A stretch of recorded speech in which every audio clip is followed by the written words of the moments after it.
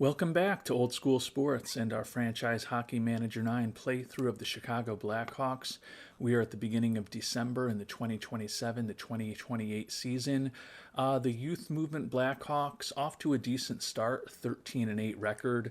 You can see that puts us 7th in the Western Conference, but Anaheim is running away with the Western Conference thus far, 7 points free on Calgary despite having 2 games in hand. And you can see there's then 10 teams, including the Blackhawks, that are separated by 7 points for the other 7 playoff spots in the Western Conference. So it's been a respectable start to the season so far. Taking a look at the schedule for the month of December, and we've got 15 games, including 9 at home.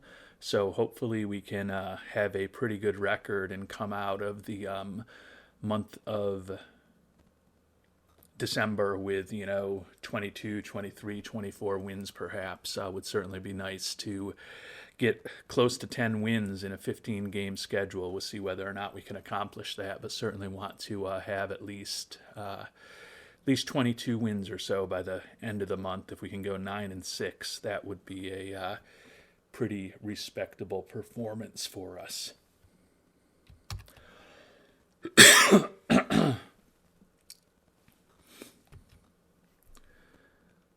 And as December begins, we've continued to get real good goaltending from Jesper Wallstedt, 10-7 record with a 918 save percentage and a 289 goals against. And then his backups, Philip Spedabak, who we picked up off of waivers at the start of the season when the Bruins let him go, has even better numbers, a 3-1 record with a 929 save percentage and a 242 goals against in some minimal action. So good to see both of those players doing well. As December begins, we do have 2 key players on the injured list. David Jaracek, the versatile young defenseman, out with a PCL strain for another 2 to 3 weeks.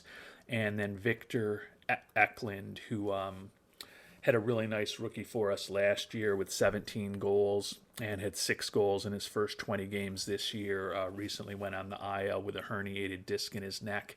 He's going to be out 1 to 2 months. Certainly look forward to getting the young sniper back into our lineup.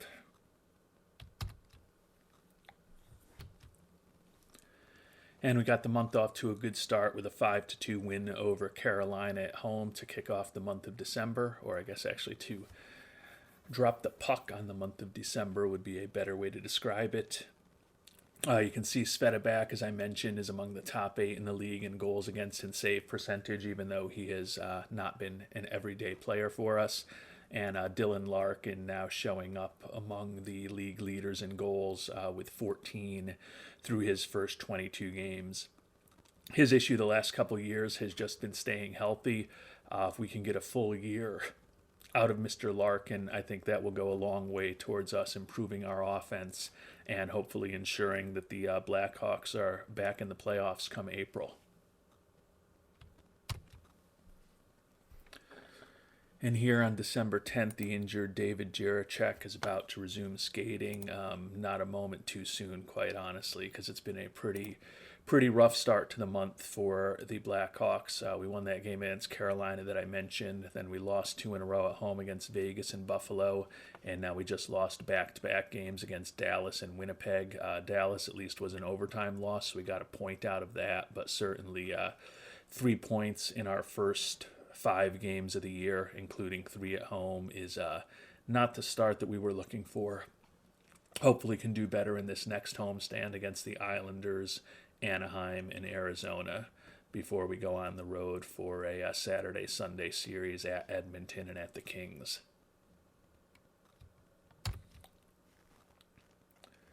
So over the first 2 home games of this homestand, we did beat the Islanders 2-1, but now we just lost to Anaheim 4-3. So still definitely scuffling along here in this month of December, and did have some other news. Travis Konechny was involved in an off-ice incident.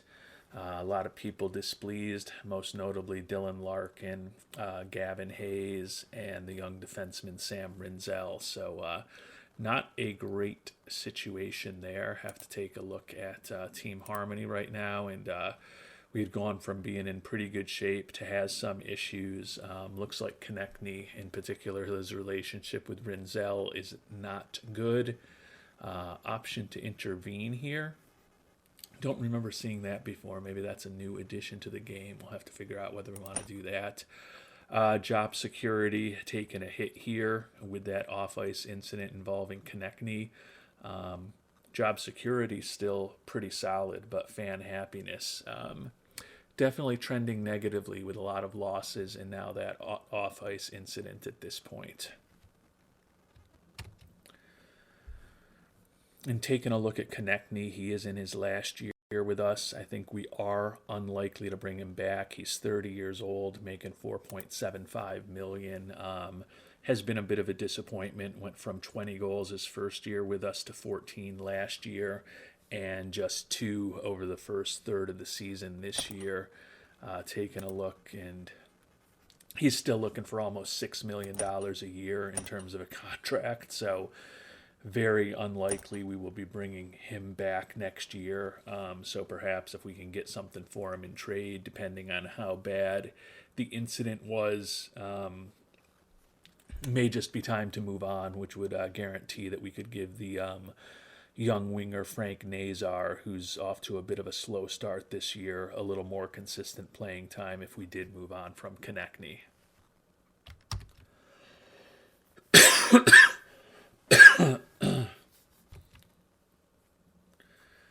So we'll check out what the intervene button here does on this conflict between Sam Rinzel and Travis Konechny, which is not as severe as the other issues. Don't know that really did anything. It said that we intervened. I thought it might give us something. Well, we'll click intervene on all of these, although now it won't let us intervene anymore.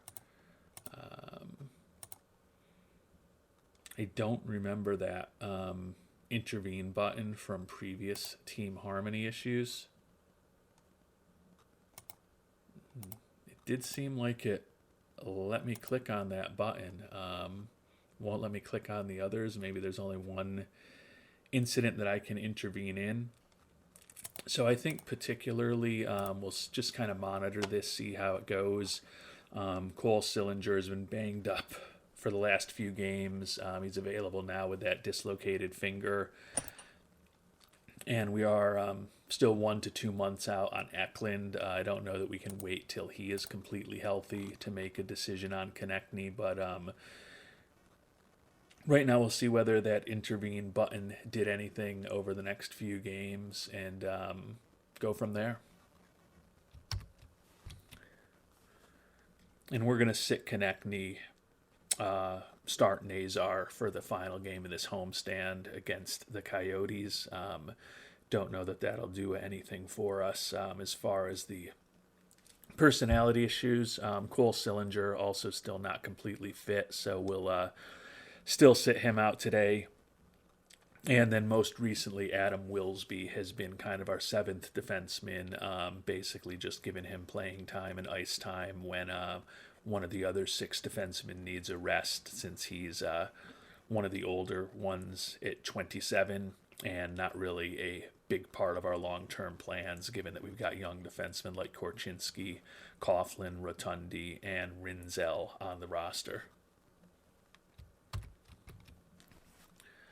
And we did get a 3-2 win in that home game. You can see Shields basically was the only star we had. Got a assist for us and got the first star for that. Did get goals from Gavin Hayes, assists from Korchinski and Rasmus Anderson. And then in the third period, Nathan Villeneuve, the youngster, assisted by Shields and Cotter, and went to a shootout where we ended up getting a goal from Mitch Marner that proved to be the difference.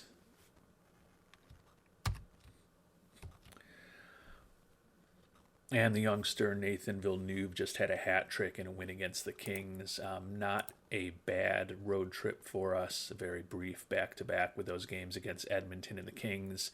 We got an overtime loss against Edmonton, and then we did win 5-2 against the Kings. So playing a little bit better here over the last few days, kind of a win one, lose one, win one, lose one, win one. But after having those 4 losses in a row, including that one overtime loss against the Stars, definitely playing a little bit better hockey now. Got 5 games left in the month of December, home against Toronto, Colorado, and Edmonton. And then we've got a brief East Coast swing out to Montreal and the Islanders right before Christmas. We haven't played Konechny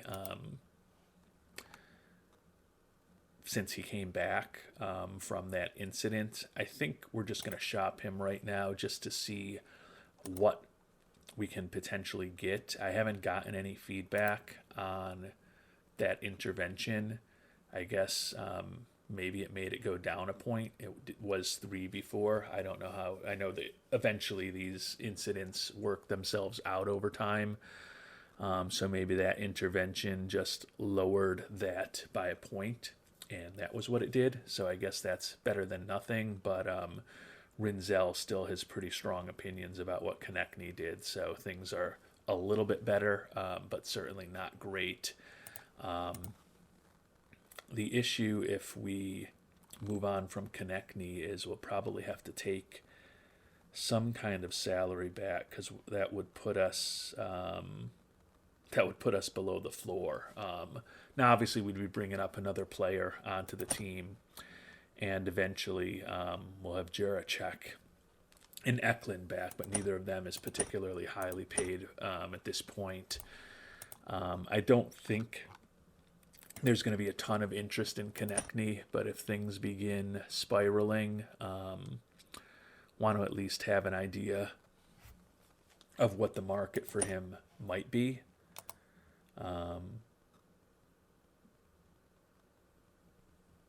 So we're going to go ahead and shop him. A little bit of interest out there, not the worst thing. Bruins would give us the veteran center Taylor Hall. Looks like he is not the dynamic offensive player he was a while back.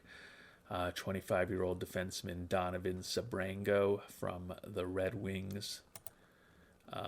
Ryan Donato from the Flyers.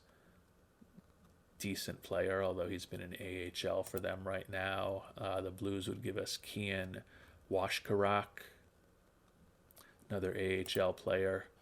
Islanders would send us Pavanka out of the AHL. And then the Oilers would send us the 24-year-old left winger Matvey Petrov, who's in the ECH, or he's in the AHL right now, has played in both the ECHL and the AHL. So not a ton of value being offered to us for Konechny at this point, even though it's his final year with us, almost certainly, unless the locker room situation gets worse, I might just try to manage through it for the time being, rather than dump him for an AHL player. Particularly if we have some more injuries, he could still be a somewhat important player for us in these final months of the season. And this month is definitely getting away from us. We've lost another couple games against Toronto and now at Montreal. You can see record stands at 17, 14, and 2. Only 3 games left. So best case scenario is we get to 20 wins, and we were hoping to be more than that by 1 or 2 at the end of this month. So has not been a strong month for us so far. And some more injury issues. Dylan Larkin, torn thigh muscle, out for 3 to 4 months. So that's a huge hit to our offense and is going to mark the 3rd consecutive season where he's going to miss some pretty significant playing time. Had 16 goals in our first 32 games. Clearly at this point he's out for most of the rest of the regular season, which is going to have a really significant negative impact on our offense and our ability to score goals. Taking a look at our scoring right now, and Larkin is number 1 in goals. The youngster Villeneuve is the only other guy who's reached double digits so far. So certainly going to be a big hit for us. Some of the veterans that have underperformed, notably Bo Horvat and maybe the unpopular Konechny, are really going to have to step up in Dylan Larkin's absence over the next few months. Certainly not going to delay treatment, and we are going to put him right on to the injured list. Really unfortunate third straight year with pretty significant injuries impacting Larkin's season, and not something that we can really afford given the slump that we've been in recently and our inability to be scoring goals consistently from game to game.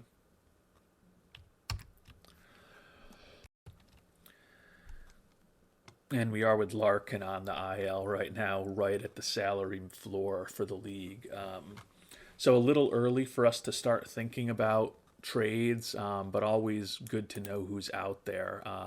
We didn't go crazy in free agency this past off season because we felt like there were good players, but not great players on the market. So Sharangovich was really the only player that we spent any money on. And you can see that that means we've got a lot of opportunity to take on some contract now. Taking a look at the trading block, Jason Robertson would certainly be a nice addition, making about $11 million a year for the next 4 years, 28-year-old, 49 points in 34 games for the Sabres. Have a hard time believing that we are going to be able to get him on board. But clearly that would be a really nice addition for us. Just started a discussion with Konechny, which I'm sure won't do it. You may remember that in that trade for Jesper Wallstedt, our starting goalie, we traded away our first round draft pick in 2027, which is already passed, and then our first round draft pick next year. We do potentially have 2 number ones available now in 29 and 30. But even if we were to give those 2 first rounders plus Konechny, hardly likely that they would accept the offer. So maybe something for us to think about if the price comes down a little bit, but doesn't seem like the Sabres really need to sell him. But certainly would plan on keeping a look on who's available on the trade market, because particularly if it's a older player who's making a little bit of money, like here, the left wing Jakub Vrana, at least is a professional player who can play on either wing for us, give us a little bit of depth for the next few months while we are without Larkin. Don't love the fact that he's got 2 years left on the contract. Would really like to find someone who's making a lot of money for 1 year. Sam Bennett may fit that profile a little bit, making $5.4 million in the last year of his contract. If we could get him for just about nothing, he would certainly be an upgrade over Evan Kanyan, who we just brought up from the AHL. What do you need? There's a kid at the door looking for money for the... So given that the 23-year-old Kanyan doesn't really seem like an NHL player at this point, if we could pick up Bennett for not much of anything, it's not going to really hurt us that much. We'd still have opportunity to bring any type of salary that we could plausibly want on board. So I'll at least investigate what they might be looking for him. And we do potentially have a deal together to bring Bennett on board. I have to trade away Dylan Holloway, who's a free agent right now. We still retain his rights. He's a guy who had kind of fallen out of favor with us last year, played just 39 games. Can see not a ton of ice time, pretty low game ratings historically. He is younger than Bennett, so you could say, hey, if you need a winger, why don't you just sign Holloway? But Bennett is definitely a more dynamic offensive player who scored 32 and 25 goals each of the last 2 years. Obviously, off to a slower start this year with the Panthers, which is why he's on the market. But given that we're going to be low on offense with the departure of Larkin for the next few months, I think a more dynamic offensive player like Bennett in taking on that salary makes sense. Only have to give a seventh rounder in addition to Holloway. So we're going to go ahead and offer that trade to the Panthers and maybe get a little more talent onto the team as we get close to the end of 2027. And we just got absolutely crushed 9-3 by the Islanders. Had our backup goalie in there for the back-to-back games, and obviously he got crushed. So that's a brutal performance. You can see Holmstrom, Caswell, and Brandstrom had big games for the Islanders against us. Let's look at that second period where the Islanders scored 6 goals on us. We did get one from the youngster Nazar, but just a brutal performance. Svedabak eventually had to get pulled. Allowed 6 goals on 31 shots, and then Wallstedt came in, wasn't really much better. Actually, Wallstedt's save percentage was even worse at .625, but he was just trying to clean up the mess at that point. But a pretty ugly performance between the pipes for the Blackhawks goalies in this one.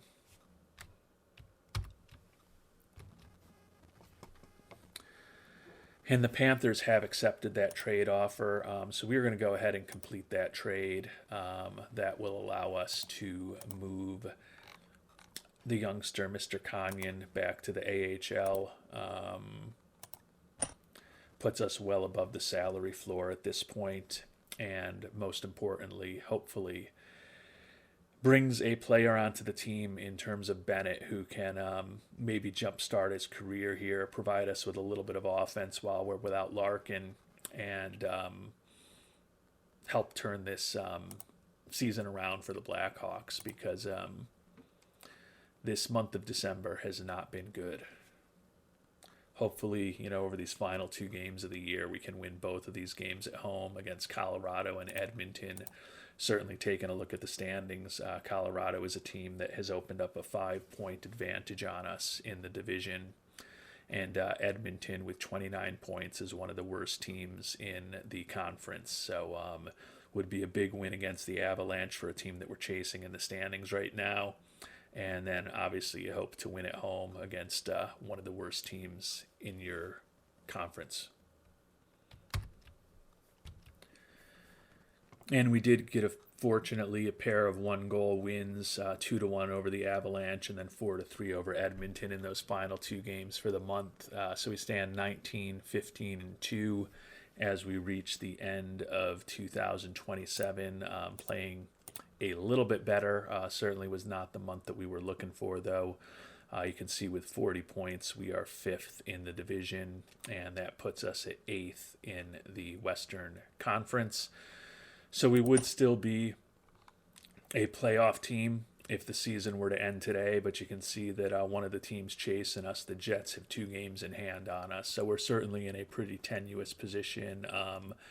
-8 in terms of our goal differential at this point, and that defense and goaltending that we had been talking about at the start of the month being a particular strength for us. Not all that impressive right now. Our 124 goals allowed are worse than all but 2 teams that would be in the playoffs in the Western Conference at this point.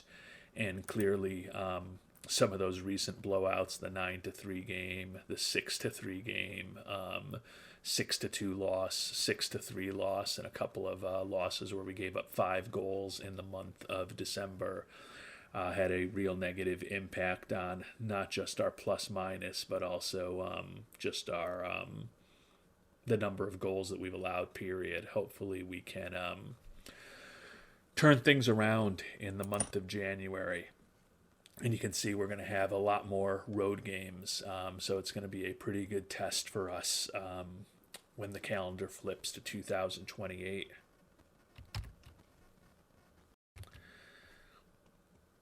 and it's obviously a very small sample size with Sam Bennett, but does have an assist in his first 2 games with us. 0 as far as his plus minus, hasn't had any penalty minutes, so he's been a decent contributor out there for us. Playing just 5 minutes, averaging each of those 2 games, so certainly has been a fourth line player for us.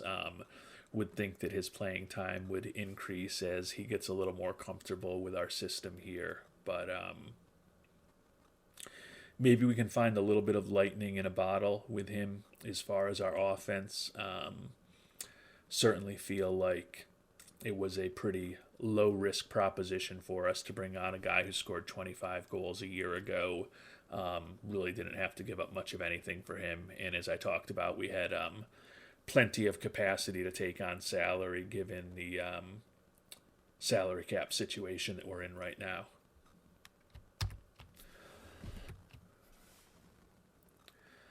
And as the calendar has flipped to 2028, take a look at our development report. I can see still selling some jerseys.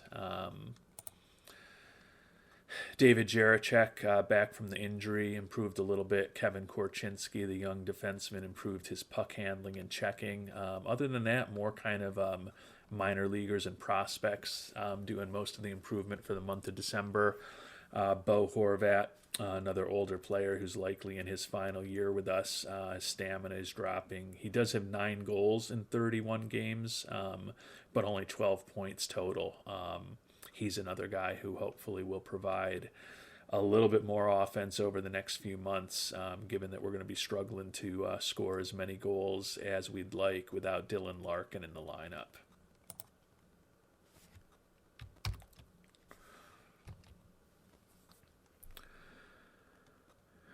And with that, we will call it an episode. As I mentioned, we've got a lot of road games here in the month of January. Right now, we are clinging to that 8th and final playoff spot in the Western Conference. Hopefully, over the month of January and February, we can give ourselves a little bit of a cushion in terms of the standings. And hopefully, we can also spend some time taking a look at who's available on the trading block and whether there's any players who might not be on the trading block that we could go after. Certainly, Robertson would be a guy who could help us offensively, not just into the future, but also for this season.